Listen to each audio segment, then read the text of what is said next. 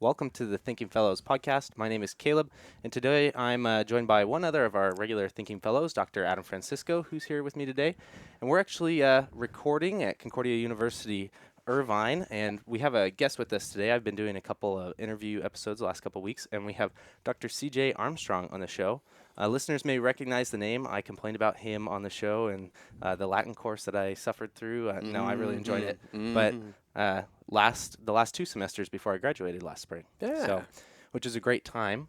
And so we brought you on the show to talk about kind of classical education, the languages, those things that you kind of specialize in here at Concordia. You do a lot, though. You teach languages and history and theology. I tend to do it all, and I've had my feet, one foot in each world of theology and also of humanities and the ancient world, classical studies, that sort of thing for a long, long time. From the time that I went on to seminary, I was doing the master's work that they offer at Washington University in St. Louis, which is real close to the Concordia Seminary.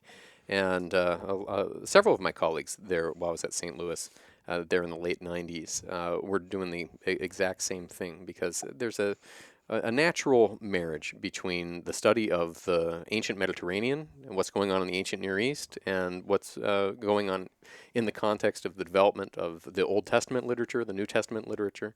And gosh, it's just way too much fun to read Latin poetry to give that up for a little while. Oh, it's a wonderful thing. As you know, Adam, you've been reading Virgil's Aeneid with our history students for the last 7 to 10 years here doing our Q&A. I tell you, I have been. Yeah, my students say that all the time. Yeah, we read, Dr. Armstrong. We read. Yeah, there's nothing better, in my opinion, than the study of the classical world, especially in the original languages, and especially if you're reading Roman poetry. And let's get more fine-tuned than that, the poetry of Publius Ovidius Naso. I love that guy. Yeah, if you read Ovid, there's no going back. It's wonderful. And you're no mean poet yourself. Oh, yeah. You can throw together a limerick like nobody's business. Yeah, he did it in There class once was all a the time. teacher named Adam. Oh, gosh. I'm not going to go forward from there. Probably best not to.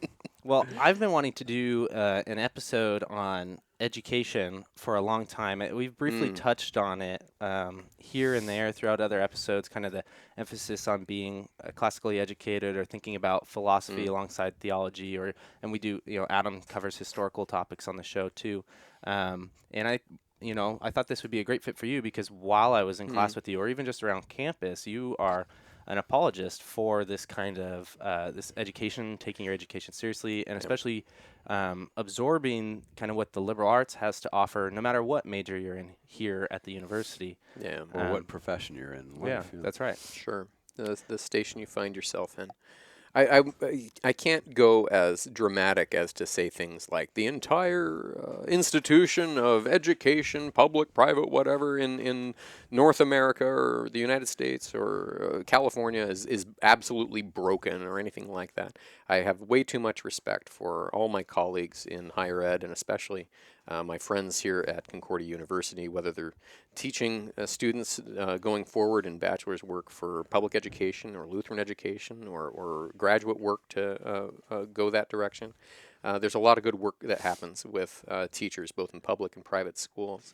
But the fact remains that we've been doing education, this business of education, for a whole lot longer than the last 100 years. And one of the things that I try to encourage students if they find themselves on the student side of the lectern, or if they are thinking themselves about teaching, is that at some point everybody's going to teach, and teaching doesn't have as much to do with the skills of pedagogy as much as it has to do with content and love for that content, and that's whatever the subject may be. And I always encourage my students to pay real close attention to the first things, the foundations, the liberal arts, because that's where we've been doing good things with education from before we even talked about them as liberal arts, right? In some ways, I regret that you weren't here to put down on a recording the words of our colleague in Mequon in Concordia, Wisconsin. Susan Mobley was just here. She's chair of the Department of History. at Mequon, and she was delivering some words for a couple of groups of our students over this past week on classical education and how virtue works with the liberal arts, and how that's been a perennial thing from the time of Isocrates and Aristotle to Cicero to Quintilian through the Christian West, the Middle Ages, and how that results in the sorts of things that we hold dear at a small Lutheran liberal arts university like ours. That's the thing that I attempt to push for our students all the time, especially for those who might think about being an educator. Being a teacher at a public school, K through 12, being paid by a district, being paid by the state, is not the only route for being an educator, and nor is being at a private school that might be church-related, may or may not be sectarian. A charter school, a private school. There's homeschooling. I know a lot of friends of mine who are so sick to death of what they see as problems in education, not only for example, public schools in the areas that they happen to live in, but also Lutheran schools. They say, oh, Lutheran schools are going downhill because they're just copying what the public schools are doing. Whatever, right? yeah. I hear that argument a lot. I want to be sympathetic, but at the same time, I know that there's some wonderful things that are going on in both public schools and in private schools. Our Lutheran education has a fine history. But we also care about classical education, and some schools more than others. Lutheran classical education and classical education, this is the buzzword, right, for a movement of people that want to say all of what we've done for the last century in American education has gotten away from those foundations, the foundations of virtue that are attendant with a training in the liberal arts. When we have a grounding in a Christian morality, and match that with the freedom to teach grammar and rhetoric and logic and the rest of what comes out of the humanistic Renaissance, history, and the greatest things that have ever been written down, have ever been said, as opposed to the agenda that the state might want to push down the throat of anybody writing a curriculum or something like this. They say, well, let's try out this classical school thing. And that's right up my alley because I'm a classicist. I'm somebody who deals with the ancient languages, the ancient texts, the ancient world. That's where I find myself being asked to talk about classical education. I myself, I wouldn't consider myself a classical educator. Didn't grow up in a classical school. I grew up in public schools, went to University of Arizona after going to public schools in Arizona. But I care about the classics. And when we're thinking about classical education, the classics... And here I'm talking about the ancient Mediterranean in particular. I'm not talking about ancient Mesopotamia or India or things like that. There's a lot of good stuff to study there too. But in the West, our heritage is especially couched in the politics, the history, the learning, the understanding of ancient Greece and ancient Rome. And to understand those people, we should learn as a foundation the ancient language and the ancient texts. That's why the first of the liberal arts is grammar. For the Christian, in the early days of Christianity, a debate of sort breaks out. Starts perhaps with Clement of Alexandria and Tertullian. And what does reason have to do with philosophy? Sure. Or what does faith have to do with philosophy? Or the faith, reason, the knowledge, faith, that sort of thing. But then in the 4th century, so after after Constantine and if you will, the Christianization of the Mediterranean world, sure, there's a question asked of what value are the classics for the Christian, and from the texts like Basil the Great. Basil of Caesarea has that wonderful text on the proper use of Greek literature. I think that's so important. What is it for the Christian? Why should to put it real simply, why should a Christian who has all they need in the New Testament, maybe in Romans. God said it. God said it. I believe it. That settles it. Why should they read a pagan like Aristotle or Plutarch or whoever? Well, there's certainly people that say they shouldn't. If you're sufficient with the Old Testament, New Testament literature, that's all I need for salvation. I can turn on my heart and turn off my brain, and that settles everything, right? Basil's a great example of this, though, and I love that you bring this up because all of the sophomores at Concordia University Irvine have to engage that very brief text. It's Basil of Caesarea, writing between 361, 363 A.D., somewhere around there, at the time of Julian the Apostate. It writes this treatise for the young men under his tutelage at a time when Christians were possibly being told not to be teachers anymore, and then they were told that they could be teachers. It was a time of competing orthodoxies and the beginning of a legitimized Christianity. Basil says, his argument is, we still need to read the Greek classics. You need to read your Hesiod. You need to read your Plato. You need to read your Aristotle. Because in this, you find how to read. You discover how to read. It's a mirror for the truth. One of his great analogies in that text is that the leaves of the tree are the things that shade the fruit. The glorious fruit being the salvation that's understood by the holy word of God. But if it doesn't have leaves, that fruit's going to burn. If it doesn't have the shade, you're not going to understand anything. It's going to destroy you. The analogy is that if you want to read the Bible, if you want to read the word of truth, you need to know how to read first. Yeah. You need to know what the virtues are that Aristotle talks about, that Hesiod talks about, that you can even find from Homer. Basil of Caesarea doesn't say that you should read it all and take it all in as nutritious for you. There's a lot of lies that the poets tell too. There's a lot of polytheism that runs the show if you're going to read Homeric epic work, right? He says you don't have to believe that kind of stuff, but understand the virtues that come out of those. That's our foundation. If you don't know how to read those things, then the Bible is going to be a closed book for you too. Everybody has access to texts, and not many people are literate. Maybe 5 to 10%, being very generous, of anybody in a community is literate at the time. But people have access to these texts. So when he says when you need to learn how to read, well, at least you need to know how to hear and listen. And he's got that thesis that he's actually teaching. You need to learn. He actually is talking to students who know how to read. These are the books, these are the texts that you're going to find virtue in. Yeah, it's like a question almost of epistemology, right? Where there's a universal foundation to picking up knowledge, being able to understand what you're going about, and you have tools that help you then when you are going through the biblical text. That's right. Yeah. What else you think about as far as the Christianization is concerned? Do you think, Adam, there's something unique about a Christian education as opposed to what we would call a liberal education, education that's right for a free man? Do those things have to stay distinct? I don't think so. I mean, I think you fast forward centuries to the Renaissance.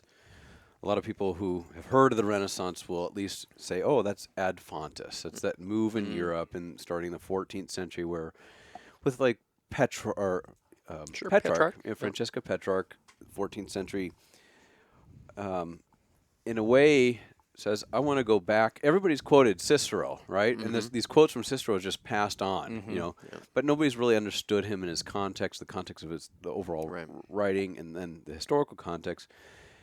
And that is going back ad fontes to the source, but also the Renaissance is, in a way, an attempt by these European figures, especially when you get into the 16th century, to go back ad fontes to the source of Western civilization, to learn. So you got Christian civilization, but let's learn from more these successful civilizations in the past and see what else we can learn in terms of examples of virtue. Or you get to Machiavelli, who nobody likes, but in his work, The Prince, he says, as he's writing to the Medici family, if you want to know how to successfully rule as a prince of a republic, why don't we go back to successful republics in the past? Right. Because all these medieval authors, he says, have envisioned what a republic might look like. Right. They're The in ideal. the world of ideas, but there's actually some real stuff in the past that we could profit from. Yeah. So, while people argue whether the Renaissance led Europe out of Christianity or not, I don't think you can make that case, but it certainly kind of reoriented Christian society as well as the curriculum that's studied in the universities. Well, the humanism in that area is essential to the Lutheran Reformation and the Reformations. From that too, you don't get a lot of what Luther and Melanchthon come up with exegetically without this desire to go back to these sources. Absolutely. And especially talking about Melanchthon, also going back to the classics and to those authors and implementing that into a European education system too. Absolutely. Dr. Mobley, once again, from Concordia Mequon, laid that out in very plain, very patent ways yesterday during convocation, talking about classical education and its roots in the Lutheran Reformation. Melanchthon was a powerhouse for this. And Luther something himself, like 600 gymnasium and schools open throughout Europe. According to his outline. Right, and her thesis, which is I think is not arguable at all. I mean, that's entirely defensible. Is that Luther is the first real impetus for a full-on public education, as opposed to keeping things in the hands of the elite. No, a good society needs to have citizens that are well educated. And that even included girls. Educated girls. That's revolutionary. It sounds like Paul in 1 Timothy. Let a woman learn. I know people want to glom on to let a woman learn in silence. Yeah, certainly. But we're not talking about a thoroughgoing misogyny here. We're talking about a revolution. Yeah. Right. Let a woman learn. That's extraordinary. Let the girls learn in the 16th century. And even understanding that kind of goes back to looking at broader context, history, right? Understanding the areas in which you're reading in, having not just one form of knowledge, right? Not just the ability to read those scriptures, but to understand what's going on around. That's right. Wouldn't that be amazing if people respected history more? if people did, they would find themselves being much more humble before the text, because it takes a while to learn a language. It takes a while to translate the Bible into German if you're a Luther or others who had done so.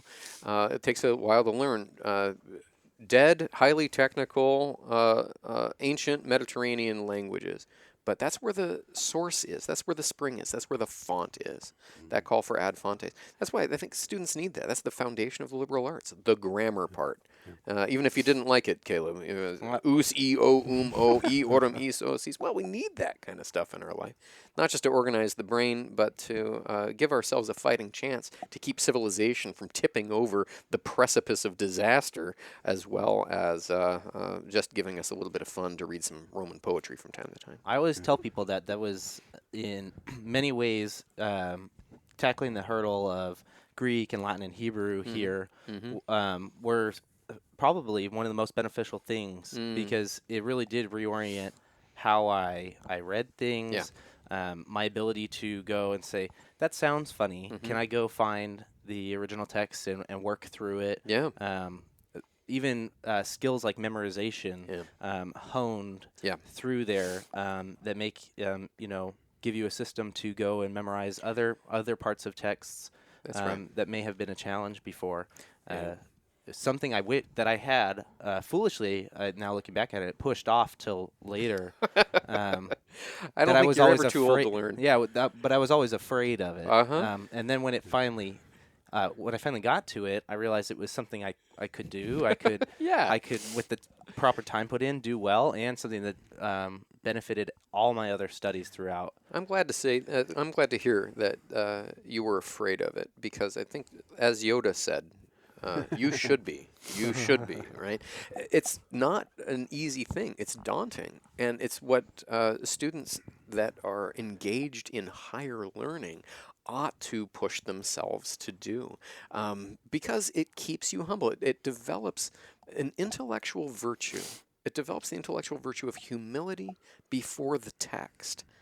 before we read into anything, before we place our own opinions, our own philosophies on top of a reading, we need to get right back down to ink and paper and say, what does it say? And how do I know that I know what it says? And that's what, it does keep, and it ought to keep, and in most cases, among the people that I like to hang out with, it does keep them intellectually humble before the text. Yeah, it's hard to put a philosophy in there if you're struggling getting the basic sentence put together on paper. Right.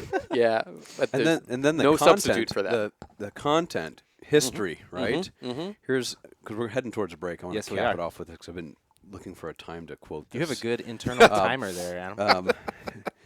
So the content you find in these historical texts, Jose Ortega Gasset wrote this. He's I think he was mostly a Latin American historian, but he wrote a work called Toward a Philosophy of History. And here's what he says about history: man's real treasure is his history, and it's the treasure of his mistakes piled up stone by stone through thousands of years.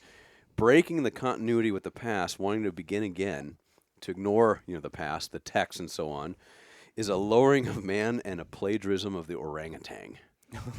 So, the classics, liberal arts, that's the way to keep civilization going, in a way. That's his point here. And it's a way, as we teach here, Right. that's how to churn out, if you will, to use kind of marketing terms, wise, honorable, and cultivated citizens. So, let's take our break now. Yeah, that's great. All right.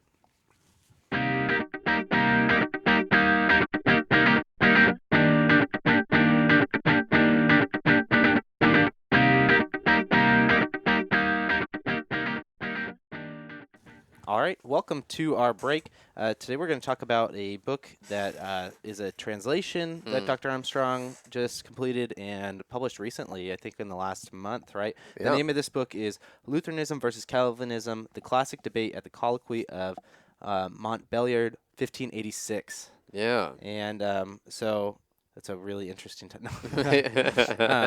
But what is the story behind this? It's a project you've been working on, and I think people are familiar with Dr. Mallinson too, right? He Sure. might have, I asked him to edit it for me, and he was gracious enough to do so.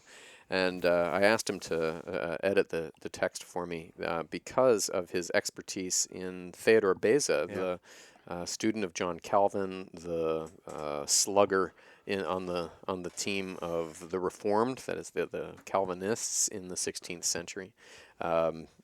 He's published in Beza and whatnot. And this is a primary text. Talk about going back to the fonts, ad fontes. In 1586, a debate transpired for about a week between Theodor Beza on the Reform side and Jakob Andrea, one of the crafters of the Formula of Concord, along with Martin Chemnitz for Lutherans who are familiar with the Confessions, the Book of Concord. Andrea is a pretty important element in that later Reformation history. 40 years after Martin Luther's death and Melanchthon's gone and whatnot. What's happening with the Lutherans? Well, Chemnitz and Andrea formulate the formula in order to establish some peace, some unity among the Lutheran states, the explication of and representation of Lutheran theology. Well, in 1586, the little corner of what we might call the meeting place between modern-day Germany and Switzerland and France, there's a county there called Montbéliard, which now today has a wonderful Peugeot manufacturing center. It's got a lot of Catholics in the there. Alsace, right? Yeah. Yeah, but it used to be Lutheran, and in fact, in 1586, it certainly was. The Württembergers were the counts of that county, and they were Lutheran, but they were surrounded by Huguenot French Calvinists, as well as Catholics, Papists, and so there were pressures. There were pressures for those who were exiles from the French Wars of Religion, who needed to flee from where they had been exiled, and they wanted the sacrament. So how do we how do we get together and feel all right? Well, the Lutherans were unwilling to capitulate to what we call the Variata edition of the Augsburg Confession, where wasn't a big change. But he Melanchthon compromises a bit on the Yeah, supper. there you go. Yeah, and I'm sympathetic with Philip and the reasons why he felt like he needed to do such That's things. good to hear. We spend a lot of time on this show defending kind of some in American Lutheranism, what's kind of been some maybe unfair treatment. And through the rest of the 16th century as well, and of course in the 20th century too. People say Philip's just of the devil and this sort of thing. Well, there's some good reasons, but I think those distinctives are even more important to maintain. And so did Andrea and the formulators of the Formula of Concord. And this is why ultimately the Duke of Württemberg asks Jakob Andrea to have a conversation, have a colloquy, a conference with Theodor Beza, and it becomes a sort of celebrity death match between the most important theologians of the Lutheran camp and the Reformed camp. And the transcript of that colloquy in its first edition was compiled by Jakob Andrea. So it's a very Lutheran document. It's his perspective of what happened, what transpired, his transcript. And it's interesting. It's about 600 pages worth of printed Latin, which CPH asked me, Ben Mays, the editor at that time of that area of books at CPH, asked me, hey, you want to translate this stuff? And I said, I'm not much of a translator. I'm more of a reader of Latin. I don't want to necessarily be a translator. But I was convinced to, and I think there's some really good things about that. To make things accessible to an audience that might not otherwise read it. I think that's a pretty good service that you can do to the church and to this generation. I don't think it's ever going to be a bestseller, right? Who wants to read 600? Well, who wants to read 600 pages? But at this, and there's one other piece of that if you know what the Colloquy Montbéliard is, you're probably well versed enough in Reformation theology and history that you probably already know enough Latin to get into the text in the original language. I don't think it's necessarily a pretty translation. I tried to keep it pretty wooden and with the Latin word order, so you can kind of go back and forth between the text and see what's going on. But I'm proud of it, and I'm proud that CPH really wanted to make that text accessible for a crowd. I've given a couple of talks on it that I've titled, What Has Wittenberg to Do with Geneva? And then I heard that my dear professor, Robert Kolb, is working on a text called, What Does Wittenberg Have to Do with Geneva right now? He was kind enough to take a look at the manuscript as well as many other scholars as well. So I'm looking forward to hearing any kind of response to the text that just got published this year. Especially if it's helpful for getting a good understanding of the confessional age, the later 16th century, the Reformed and Lutheran dialogue that was happening then and a little later, and maybe even the Reformed and Lutheran dialogue that happens today. If there's one thing I learned about Reformed Lutheran dialogue as I was doing this translation work, it's that people in the 16th century, sometimes they were really jerks when they talked to each other. And they were jerks because they wanted to defend, not because they wanted to be jerks, maybe, but because they really wanted to defend the truth. And they knew that their read of the Scripture was the true read of Scripture. And so there was something very evangelical about that. I'm certain from Beza's side, and I'm certain also from Jakob Andrea's side. So you can buy that at cph.org, which I'll post a direct link to that there. I also believe I've seen it available on Amazon, but CPH doesn't always put a giant stock on there when it's a research-oriented book or things like that. So I'll go make sure and see if it's still on there, still available on Amazon, so that listeners, if you're interested, can go take a look at this. We have a lot of Calvinists who listen to the show and are always asking about, as you said, the dialogue between Lutheranism and Calvinism, and this would be a way to get back kind of at the roots of that dialogue, maybe get past some of the baggage of today's kind of hang-ups of what we think are the central parts of the debate between us, and go actually and see what did some of these founding figures in Lutheran thought and Calvinist thought think were actually the points of conflict. Yeah. And if you have Latin, if you are able to work in that language, the edition that I was working from is available as a Google book too, but you'd have to know how to read Latin. Is it in a CR and a? It's online. If you look up colloquii with a J at the end, mopul gartensis, and that sort of thing. So you can find it, but you might have to do a little bit of searching. Yeah. Be one person out of a billion who might do that. But hey, where 2 or 3 Latinists are in a room. We have research students who listen to the show in Norway and Germany and things like that, so they might get a kick out of that. We'll see.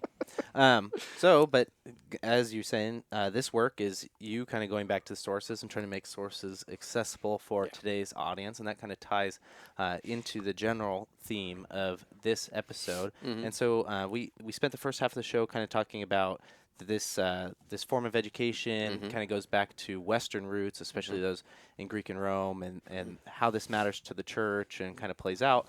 But in a kind of a direct sense, why does it matter to me in my everyday life, especially people who don't plan on having careers in academia? Right, where perhaps this isn't part of their daily conversation. People like maybe my brother who works with his hands, does construction work and things like that.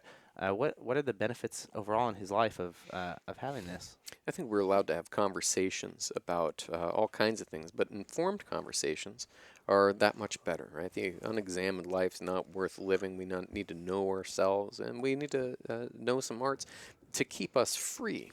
If freedom itself and the comportment of being a free woman or a free man has any kind of significance, then this kind of education is not just to check the box off and move to the next level or advance in my career. I got to get to the next step.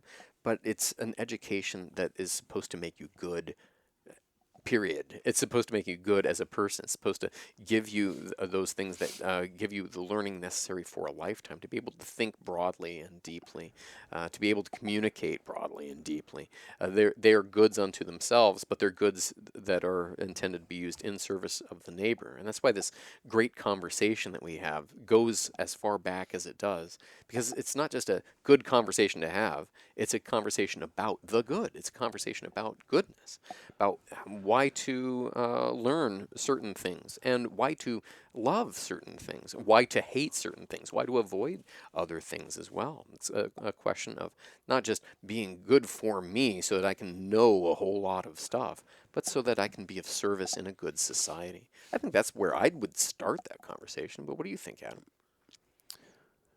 Yes. See how I threw you under the bus?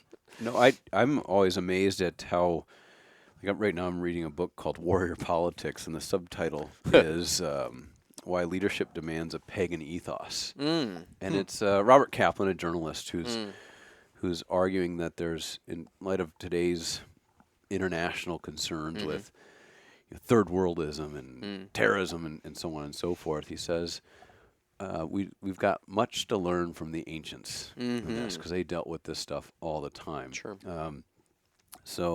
And then I think of the now governor of Missouri, Eric Greitens, wrote a book called The Heart and the Fist.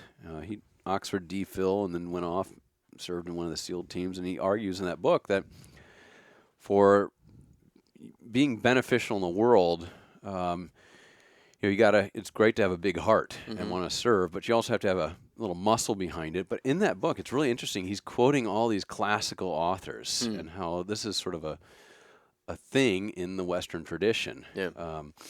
So you mentioned, Caleb mentioned his brother as a construction worker. How might this stuff serve him? And you added, or you said, just to be part of the conversation. But it is this, as you so eloquently put it, and for a while, it's about the conversation with our neighbor about what is the good. Yeah. Which are, I'll say, he He's right now what he does is blacksmithing, and when he's out at this, he went out into a school where he learned how to forge steel and the like. And one of the students that he met out there that he's really good friends with now, they disagree on a lot of points of their worldview, and the conversations they have, would be dead ends apart from some greater knowledge, right? You just start shouting your kind of emotions at each other if you don't have anything universal to talk about, somewhere where you can go back to what are these experiences. It probably should not come as a surprise, or shouldn't be all that shocking, but